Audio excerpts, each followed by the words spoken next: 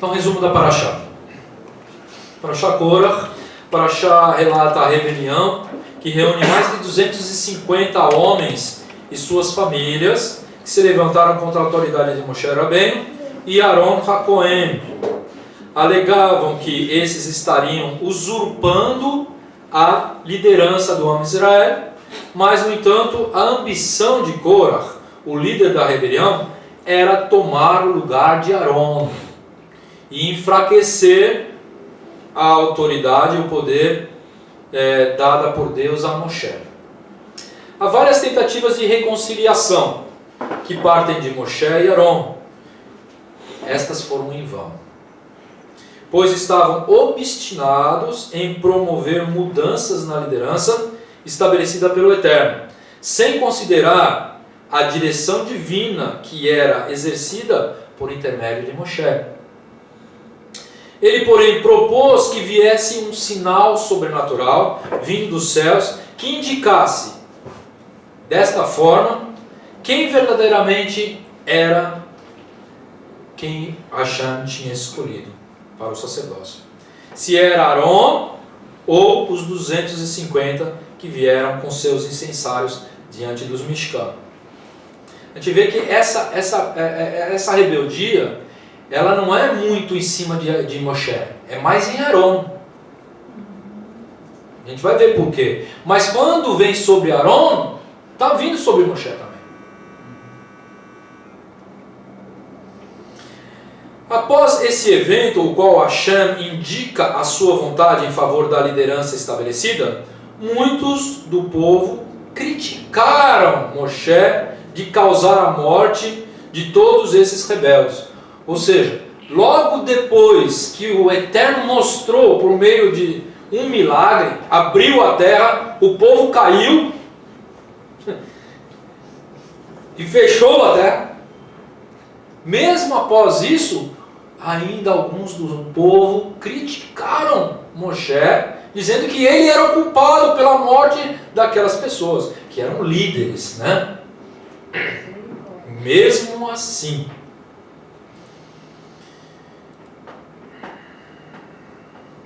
após esse evento, né, muitos do povo criticaram Moshe por causa da morte de todos esses rebeldes. Portanto, Hashem envia uma peste mortal no meio do povo, atingindo ainda mais 14 mil pessoas.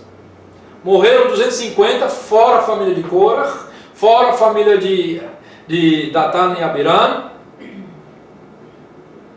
E ainda eles continuaram a criticar Moshe. E ainda morreu mais 14 mil pessoas que estavam ainda contra Moshe. Obstinado, né? Muitas vezes a gente vê muitas pessoas obstinadas, vê as coisas diante dos olhos e ainda não se dão por conta, não se dão por vencido. Mas o espírito do homem, ele é difícil. Só um milagre mesmo para transformar nossas vidas. Só o Eterno mesmo, né? Hashem envia uma peste no meio do povo, atingindo ainda mais 14 mil homens, e pela intercessão de Aaron, a mortandade se extingue e o Eterno retira sua ira. Nós vamos ver, por causa daquele que estava sendo objeto, né, de repúdio, ele mesmo toma o seu incensário e vai interceder diante de Deus por aqueles que estavam usando. Isso lembra até o próprio Yeshua, né? Quando estava levando o madeiro, ele orou ao Eterno, falando: não lhe impute esses pecados. Não lhe impute esses pecados, porque eles não sabem o que estão fazendo. Esse é um amor de sacerdote, né? Está sendo esbofeteado, está sendo perseguido e ainda ama. Deus separa esse tipo de líder para o Hashem. Esse é o nosso Deus. Mas um sinal divino é dado aos Bnei Israel para a confirmação da eleição. Então o Eterno ainda, além de mostrar a sua ira, além de matar todas essas pessoas, disciplinar essas pessoas, ainda ele faz ainda um sinal com a vara de Arão que floresce dentro das outras 12 varas. Baruch Hashem. Nós temos que entender que nesse momento onde o povo de Israel está passando, essa crise, ela não vem do nada. Ela vem lá de trás. É algo que vai se acumulando, como um copo que vai se enchendo de água, até uma hora que ele transborda. Quando começou isso tudo? Quando começou? Um pecado do bezerro de ouro. Vamos retroceder, né? No tempo. Os Bnei Israel saem do Egito, abrem o mar, eles passam, fecham o mar. Eles vão para Sinai, receber a Torá. 50 dias eles estão diante do Sinai, recebem a Torá, escutam a voz do Eterno, fazem um casamento, né? O Eterno fala, olha, fala para esse povo, se eles cumprirem as minhas mitzvot, se eles cumprirem os meus mandamentos, e se andarem nos meus caminhos, eu serei o Deus e ele será meu povo. Ele já era povo, mas estava ratificando aquela aliança que ele fez desde Abraham Avinu. E o povo fala, faremos e ouviremos. Faremos e ouviremos, ou seja, nós vamos fazer tudo, fazer tudo que o Eterno mandar. Mesmo que nós não entendamos, nós vamos fazer, mesmo seja um rouquinho. Então, tudo começou com a falta de incredulidade, no pecado do bezerro de ouro. Eles escutaram a voz do Eterno e mesmo assim, quando Moshe demora para voltar do monte, eles já entram em pânico. Nós precisamos ter alguém, não é? Olha só, fizeram o bezerro de ouro. Quando eles fazem o bezerro de ouro, Moshe volta com as tábuas, quebra as tábuas. O próprio Eterno fala com Moshe, esse povo já se corrompeu. Passou 50 dias mais 40, né? 90 dias já se corrompeu. Moshe intercede pelo povo. Moshe desce. E é interessante como Moshe faz. Ele pega o bezerro de ouro, ele moe o bezerro de ouro, vira pó, mistura com água e dá para o povo beber. O que lembra isso? Número 5, 24. Lei de Sotá. Quando o homem tinha uma mulher e ele achava que ela tinha traído ele, ela passava por um rito desse. E ela tomava uma água misturada com pó do templo. Né? E várias outras coisas. E ela tomava. Se ela começasse a inchar, ela iria morrer. Mas se ela fosse inocente, nunca mais aquele homem podia pedir o gueto para ela. Nunca mais aquele homem podia desconfiar daquela mulher. E ela ia dar muitos filhos. Ou seja, ela ia ser elevada. E foi o que aconteceu aqui. O povo tomou aquela água. E depois o texto diz que Moshe mandou os levitas passarem a espada, a revista no povo. Então eu entendo que quando os levitas passaram, eles sabiam muito bem quem tinha adulterado ou não, quem estava inchado ou não. Eles fizeram um adultério espiritual. Buscar outros deuses, sendo que o Eterno é o nosso Senhor, né? O Eterno é o noivo, Israel é a noiva. Buscar outros deuses é um adultério espiritual, passível de morte. O Eterno faz juízo. Depois disso, muitos morreram. O povo de Israel estava abalado por causa desse pecado. Os que estão vivos foram aqueles que não fizeram Avodah Zará. Daí eles separam 12 espias para espiar a terra. E quando volta, eles fazem Lashon Hará da terra, falam mal contra a terra. Incredulidade mais uma vez. Porque se o Eterno fez todos os sinais no Egito, se o Eterno destruiu o exército de Faraó no Mar Vermelho, por que ele não iria fazer a mesma coisa com aqueles povos? Mas eles temeram. Como eu falei semana passada, eles tomaram uma responsabilidade que não era deles, de julgar. Eles não foram ali para julgar, eles foram ali para trazer motivação para o povo. Eles iam entrar na terra naquele momento. Era para eles trazerem frutas, era para eles trazerem boas notícias, mas eles trouxeram o quê? Desânimo. E o povo mais uma vez se contaminou com a incredulidade, e toda aquela geração foi condenada. De 20 anos para cima, com algumas exceções, de 20 anos para cima, todos eles foram condenados à morte. Vocês não vão entrar na terra e vocês vão morrer nesse deserto. Porque já 10 vezes vocês me tentaram. E o Eterno querendo fazer disciplina, e Moshe intercedendo. Moshe é como o próprio Mashiach. Um Mashiach solidor, né? Um Mashiach da geração. E depois, alguns do povo também sobem para atacar, né, a Amalek, e eles são derrotados e mais gente morre. E o povo está com a moral baixa. E quando o povo está com a moral baixa, a liderança também está com a moral baixa. Porque a liderança está falando, não, vamos seguir ao Eterno, E eles desobedecem, uma parte do povo desobedecem, e acontece o quê? Mortandade. Estamos falando de alguns mil. Quando morre um, é uma coisa. Agora, morre 10, morre 100, morre 1000, morre 10.000.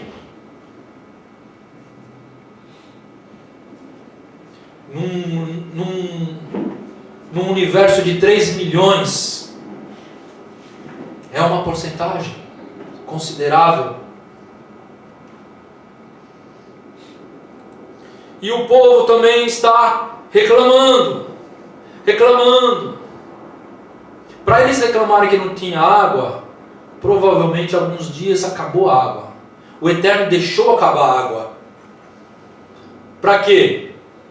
Para que eles pudessem clamar e não reclamar. Clamar e não murmurar. O cantil está acabando a água. Meu filho está com sede. Estamos no deserto, não tem água. Os animais começam a procurar água. O Eterno permite essas coisas. Ninguém iria reclamar por falta de água se tivesse água. É porque não tinha água. Mas o Eterno faz esse tipo de coisa para quê? Para que a gente possa clamar. Para que a gente possa confiar nele. E os Bnei Israel, em vez de clamar ao Eterno, sabendo que ele é poderoso, começa a culpar Moshe. Por que você tirou a gente do Egito? Datã e Abirão vai falar assim, no lugar que mana leite e mel. Lugar que mana leite e mel? Aonde? O povo estava descontente. Mas quando falta comida, Deus manda o maná. Quando o povo está sedento, Moshe bate numa rocha e começa a sair água. Ou quando eles vão em um lugar onde a água é amarga, Moshe joga uma madeira ali e a água fica pura. O povo quer comer carne. O Eterno manda cordonizes. Milhares. E eles comem um mês. Comem até a carne sair pelos narizes. Diz o texto. E vem o quê? Mortandade. Morre. Praga, peste. E o povo está descontente. E o povo está descontente com quem? Com a liderança. No meio dessa crise, surge quem? Os oportunistas. Aí aparece Korah.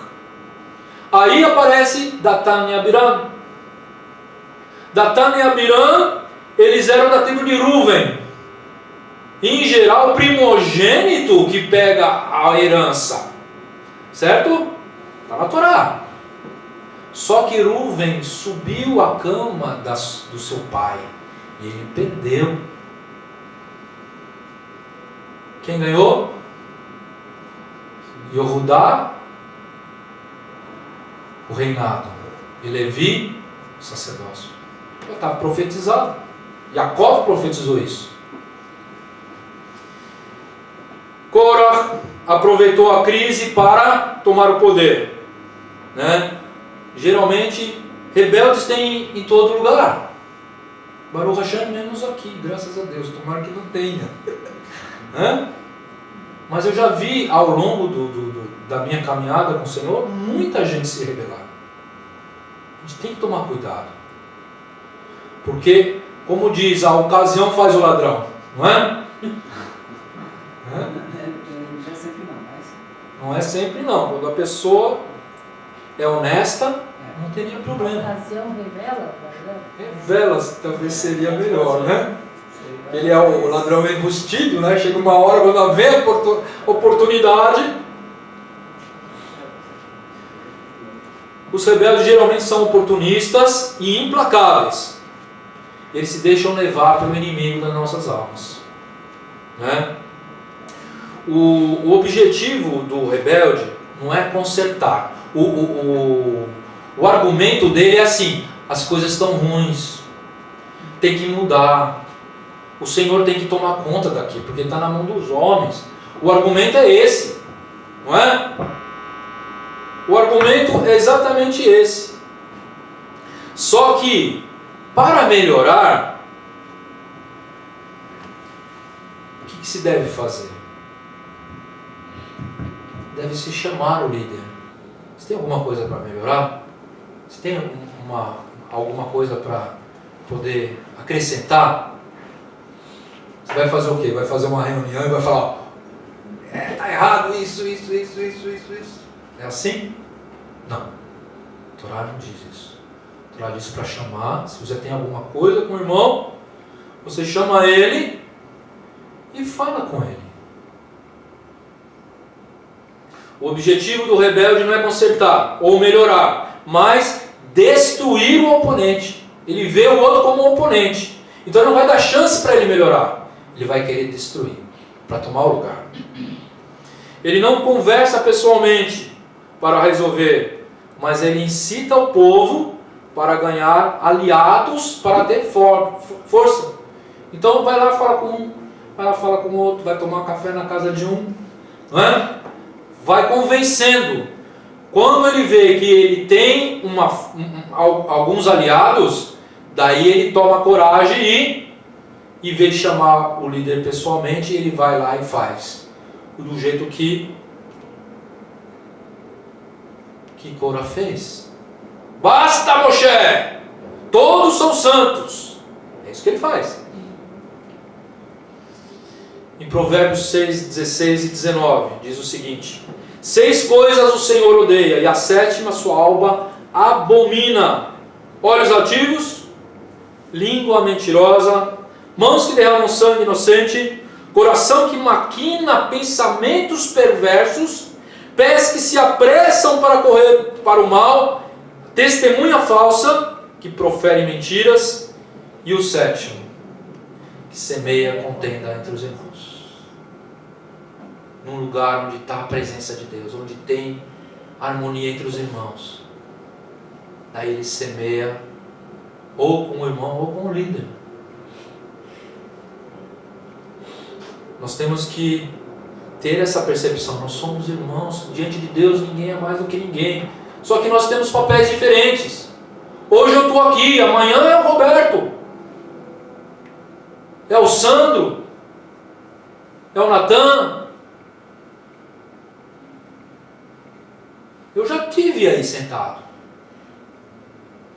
E era muito bom, viu?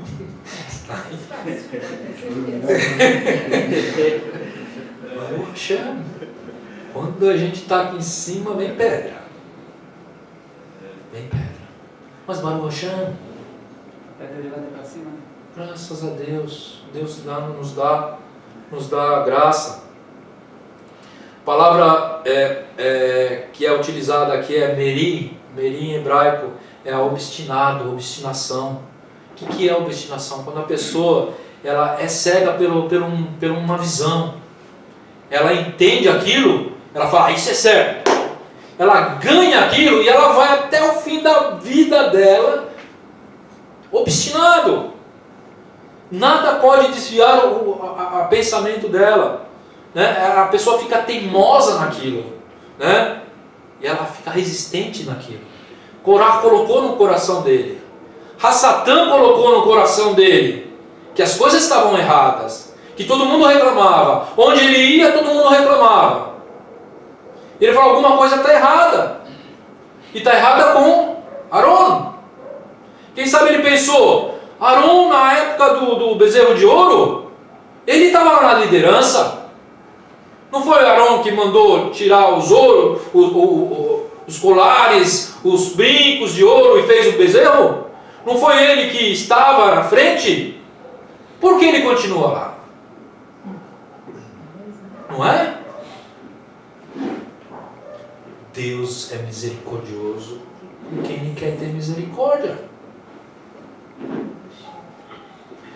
Arão já foi separado desde lá do Sinai, gente. Quando Moshe estava vendo a sarça ardente, e Moshe falou, não quero, Senhor, nem quem sou eu? Eu não quero isso, é muita carga para mim, eu não sei falar. Não, seu irmão Arão vai te encontrar ali. Arão já foi escolhido. E é o Eterno que escolhe. Não é o homem.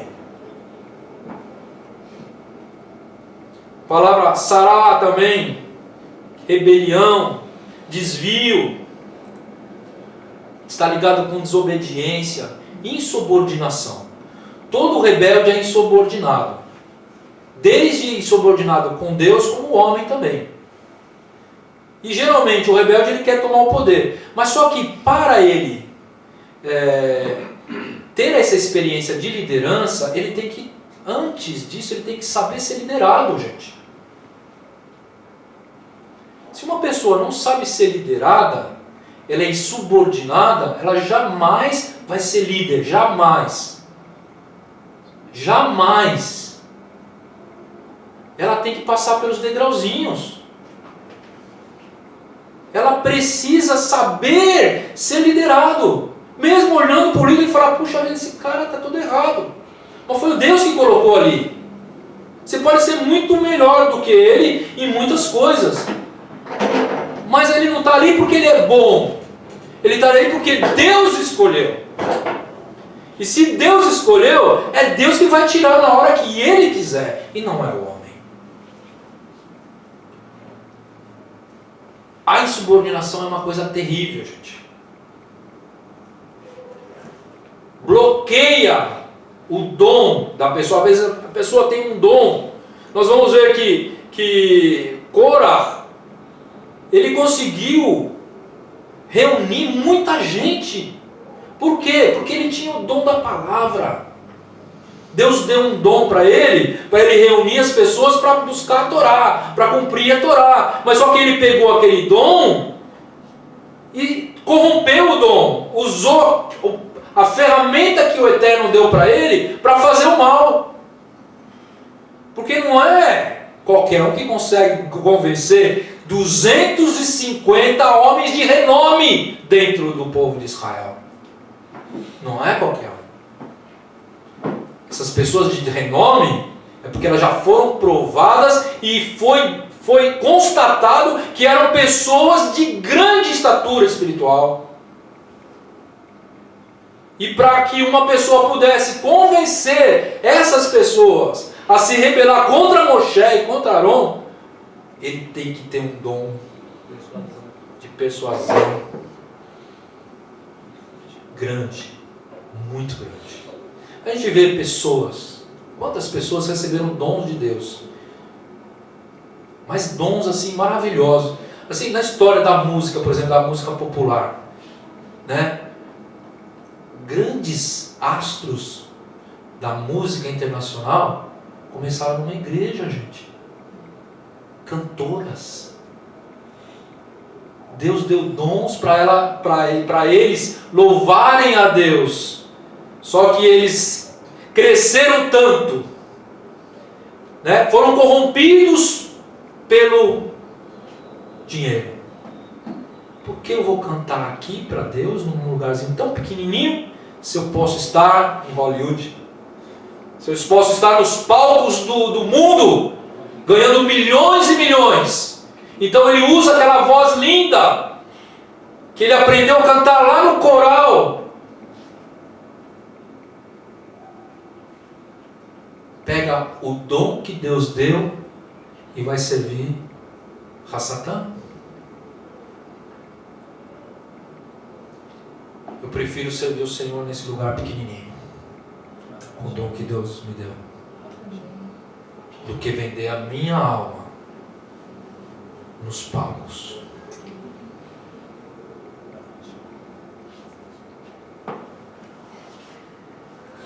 A rebelião é como o pecado de feitiçaria, diz lá 1 Samuel 15, 23. Ele precisava ter esse poder. E ele também busca Datã e Abirã, que eram da tribo de Ruben, porque eles eram de uma tribo importante. E eles estavam muito frustrados com tudo isso que tinha acontecido. Mas era culpa da liderança ou era culpa do povo? Tinha morrido as pessoas porque eles tinham pecado. E não era culpa de Arão, não era culpa de Moshe. O Eterno que estava disciplinando o povo. Ele estava separando quem era Israel e quem não era. Ele estava tirando o joio do meio do trigo.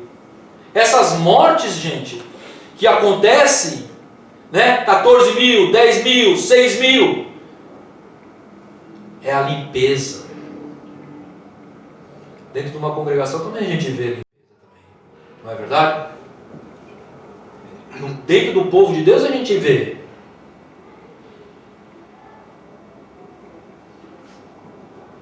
O que justifica? Alguma coisa tinha de concreto para que ele pudesse convencer essas pessoas. A nomeação do primo em comum, Elitsafá, filho de Uziel, como príncipe de Querat.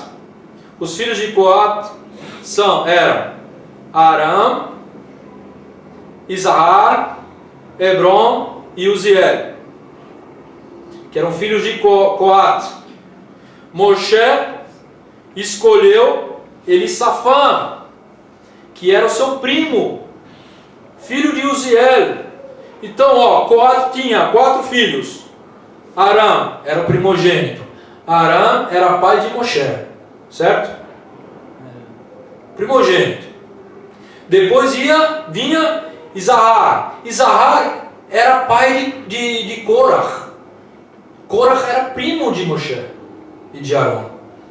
Depois vinha Heron e depois vinha Uziel, que era o mais novo da família.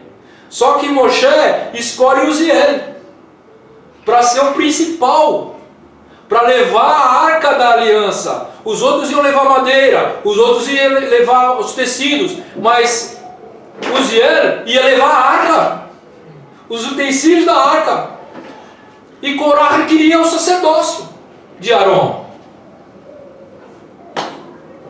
Lá em Números 3, 30 a 31 diz: e o príncipe da casa paterna das famílias dos coatitas será Elissafã, filho de Uziel. E a sua guarda será a arca, a mesa, o candelabro, os altares, os utensílios do santuário com que ministram e o véu com todo o seu serviço. Ele queria uma justificativa. Ele achou que estava sendo injustiçado, porque o pai dele era mais velho do que o pai de Eliafá. E ele fala: todos são santos, né? Todo o povo é santo. Por que vocês estão se elevando diante da congregação? Ele queria fazer democracia. Mas não existe democracia na obra do Eterno. O Eterno escolhe as pessoas. O Eterno escolhe as pessoas. E é Ele quem tira. E ele estava pensando nesse versículo. Vós me sereis reino sacerdotal, povo santo. Essas são as palavras que falará aos filhos de Israel. Está falando sobre um sacerdócio universal. Todo Israel é santo. Então, sabe como se engana as pessoas? Como eles conseguem enganar as pessoas? Eles falam uma verdade. Depois eles colocam uma meia-verdade. Depois ele coloca uma mentira e liga o liquidificador. E sai uma mentira com uma capa de verdade. E as pessoas compram. Ele não falou aqui: basta, Moshe, basta! Todo o povo é santo. Todo o povo é santo? Sim, verdade. Né? O Eterno está no meio do povo. Está no meio do povo? Sim. Tá? Sim. Duas verdades. Por que você está se levando diante do povo? Mentira. Mentira. O Eterno que chamou Moshe. Ele não se levou. Moshe queria correr. Moshe no Egito mesmo falou: Senhor, por que fez mal a esse povo? Eles estão prestes a me apedrejar aqui. Coloca o outro no meu lugar. Moshe falou assim: eu não peguei nem um cabrito para mim. Eu não ganhei nada. A minha intenção não é pegar nada, é fazer a tua vontade. O que esse povo está reclamando? Se congregaram contra Moshe e contra Arão e disseram: basta, pois toda a congregação é santa, todos são santos, o Senhor está no meio dele. Porque vós vos elevais diante da congregação do Senhor. Daí o povo: isso, verdade. O próprio Eterno colocou Moshe. Rav Shaul fala: não aceiteis acusação contra presbítero. Então, senão com 2 ou 3 testemunhas. Se tem alguma coisa contra, chama de lado, conversa. Davi não ousou tocar na vida de Shaul, mesmo sabendo que iria substituí-lo. O que Davi fez? Ele esperou Shaul morrer. Certo? Se Samuel ungiu Davi, é porque ele ia assumir um dia. O que Davi fez? Teve que fugir. Na verdade, Shaul deveria entregar a coroa. Se fosse um homem de Deus que tivesse errado, o que um homem de Deus faria? Chamaria Davi, Samuel, e falaria: eu errei. O Eterno falou que eu perdi a coroa, eu errei, então estou aqui.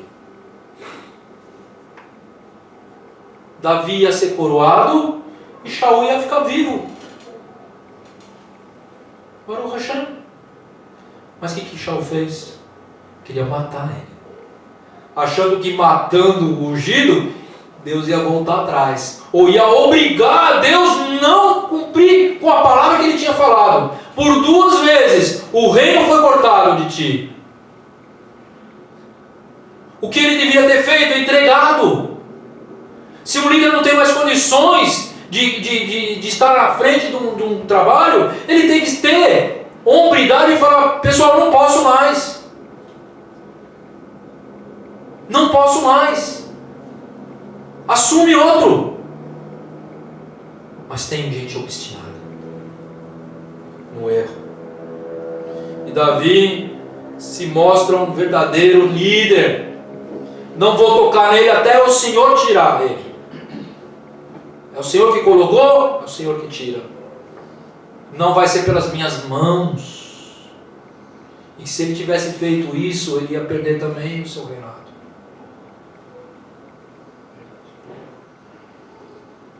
Davi aguardou a hora certa. Nós temos que ter muita sabedoria. Muita sabedoria. Muitas vezes eu sou chamado para trazer uma mensagem em algum lugar.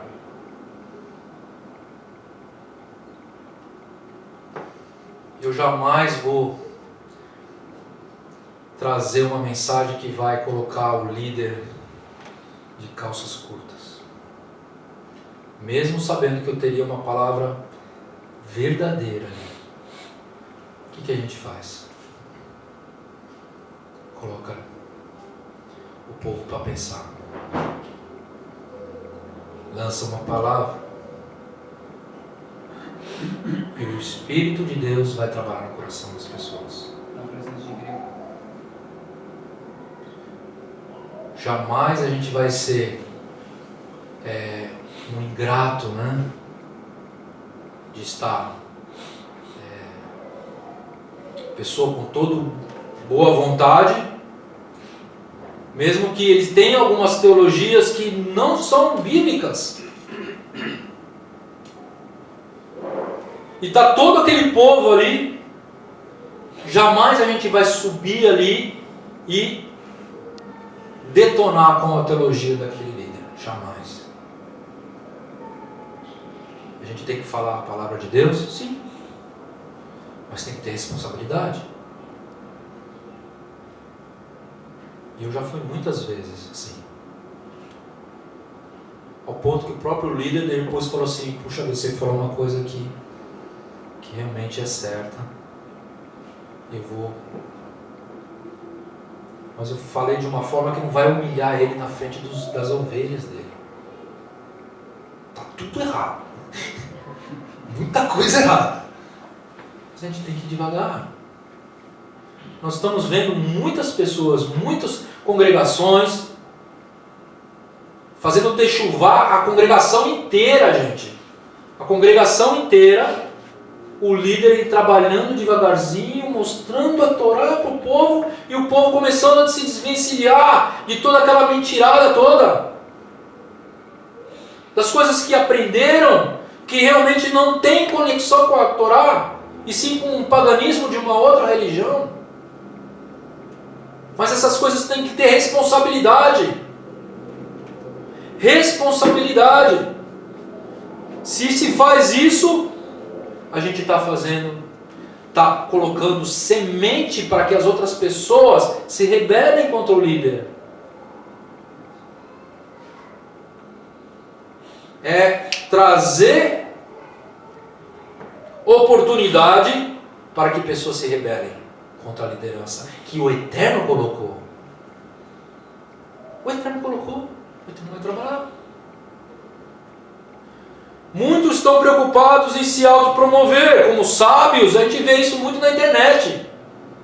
As pessoas vão na internet e começam a falar sem problema nenhum. Entende? Fira o que ferir, não estou nem aí, vou falar a Torá, vou falar a verdade. E que se dane, desculpa a palavra. As pessoas não têm amor ao povo, não têm amor à ovelhinha. Quando você ataca uma pessoa, ela está errada, você fala a verdade de uma forma brusca, ela se fecha e nunca mais ela sai daquele casulo. Ela se fecha de uma forma que não adianta você falar mais, porque ela já está protegida. Ela está protegida de uma forma que ela não vai mais abrir os ouvidos para a verdade.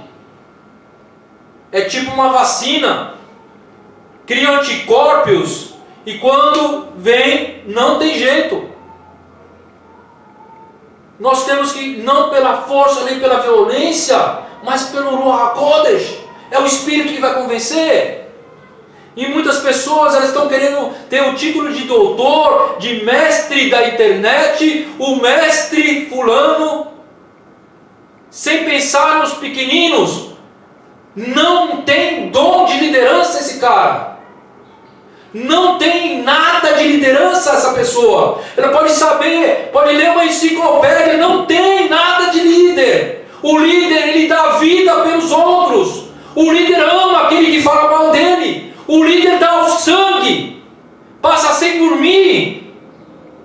O líder vive para isso. Come, dorme e faz tudo para a congregação. Moshe fez isso. Arão pegou o incenso dele e saiu no meio do povo, sabendo que os seus 2 filhos morreram por terem entrado com incenso no lugar onde ele não poderia estar. O incenso não era no meio do povo, não. Ele saiu no meio do povo, arriscou a sua vida para parar a peste. Isso é um líder de verdade. Isso é um líder que o Eterno quer. Colocarei pastores segundo o meu coração. Isso é um líder. Mestre está cheio. Doutor está cheio. Sobre na internet. Aprende com ele. Mas não faça aquilo que ele faz.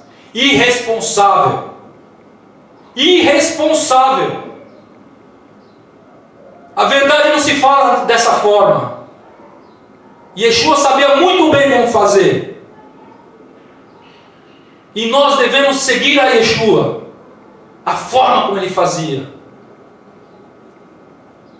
Trazia parábolas. Aquele que queria ouvir um pouquinho mais, ele falava. Delicado.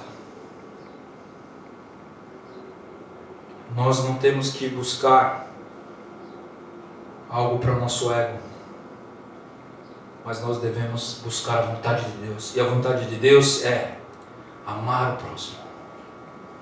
Amar o próximo. Você que é líder, você que vai ser líder, aprende isso aí comigo. Talvez eu não tenha muita coisa para te ensinar, mas isso eu te ensino. Porque eu vivo a liderança. E é interessante que quando Yeshua ensinava, não era para um povo 100% ignorante que não conhecia nada de Torá. Era para Yehudi, que vivia a Torá diariamente. Ainda assim ele agia dessa forma. Agora, quanto mais para alguém que nunca ouviu falar de Torá, nunca praticou, nunca teve esses valores intrínsecos nela. Então, a dose tem que ser muito maior ainda. Isso. Senão a gente mata a pessoa intoxicada com a verdade. É igual o remédio. Não é? Toma uma cartela inteira, vai te matar. Vai te matar. Agora toma uma dose homeopática. Baruch Hashem. Exatamente. Baruch Hashem. Finalizando, meus irmãos. Os rebeldes, eles se desligaram da congregação. Né? Lá no começo da Parashá diz, e se desligaram Korah e mais os outros. O que é desligar? É sair do meio de Israel. Deus tem uma cobertura. E a pessoa sai da cobertura. Eu lembro agora, por exemplo, os 4 filhos de Pessa, lembra? Que a gente vê na Haggadah de Pessa, que fala, tinha 4 filhos. Um sábio, um que não sabia perguntar, um inocente e um perverso. Esse perverso era filho também. E ele fala assim, que é isso para vocês? Não é isso que ele fala? Para vocês. E o que o pai responde? Para vocês você falou certo, porque você não faz parte. Se estivesse lá no Egito, você não tinha saído. Então uma das coisas mais graves que nós temos é sair do povo de Israel, gente. O povo pode estar cheio de problema, mas você é. Você faz parte. Shaul falou, eu vivo no meio de um povo de lábios impuros. A tradição diz que ele sofreu por ter falado Lashon Hara. É verdade, era lábios impuros, mas ele foi disciplinado, porque falou Lashon Hara contra o povo dele. Mas é a verdade. Mas não pode falar Lashon Hara. Não pode falar contra, nem a terra, nem ao irmão. chama ele, conversa com ele, convence ele, pega a Torá, não fala mal contra ele, mesmo que ele esteja com problema. Aí mais um motivo de você chamar ele e tentar falar com ele.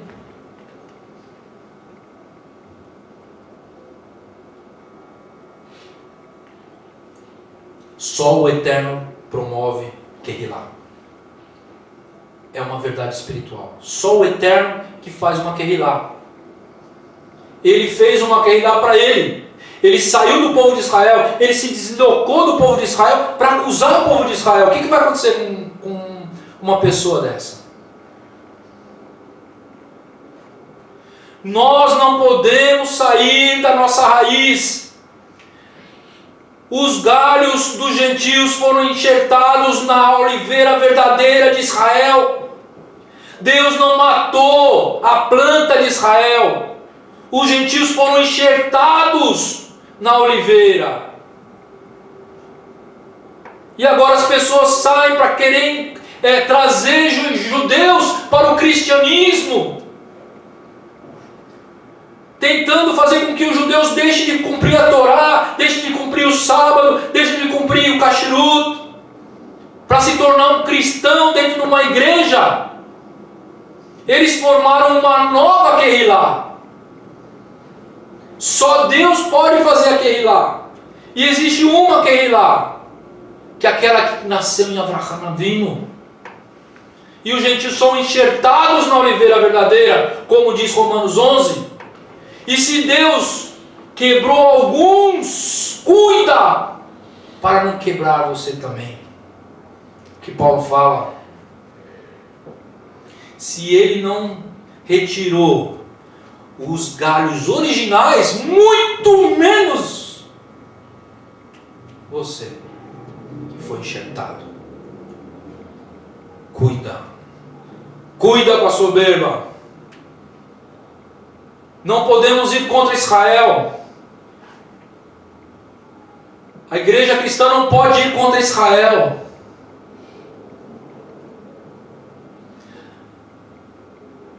Nós temos que ter responsabilidade. O que diz lá em Romanos 9? São israelitas. A eles pertence a glória. A eles pertence o quê? A legislação. A Alahá é judaica. A Alahá é judaica. Por que fazer uma outra Alahá? A eles pertence o culto. Paulo falando tudo isso. Yeshua corrigiu alguma Alahá judaica? Corrigiu. Mas em geral nós temos a Alahá pronta. Se é assim, por que fazer diferente? Não. Os pais da igreja fizeram diferente justamente para criar uma nova religião. Se tem o sábado, não. Nossa religião tem que ter um outro dia de guarda. Gente, puramente isso. Criaram domingo. Porque não seguiram a Torá. Não estou falando nem da Alahá. É Torá. Rebeldia é também contra o que o Eterno estabeleceu como liderança. O Eterno estabeleceu Moshe como liderança? Sim. O Eterno estabeleceu Israel como legislador? Sim. Deuteronômio 17, Mateus 23, Romanos 9. Fora um monte de texto que a gente tem. Só que o rebelde, ele não pensa no povo. Ele não pensa no futuro. Ele pensa nele.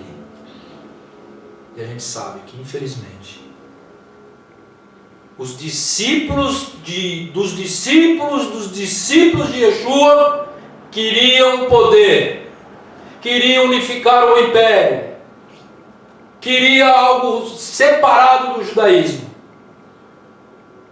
E hoje, Baruch Hashem, nossos irmãos evangélicos estão voltando para a Torá. E eu digo irmãos evangélicos, que são nossos irmãos evangélicos.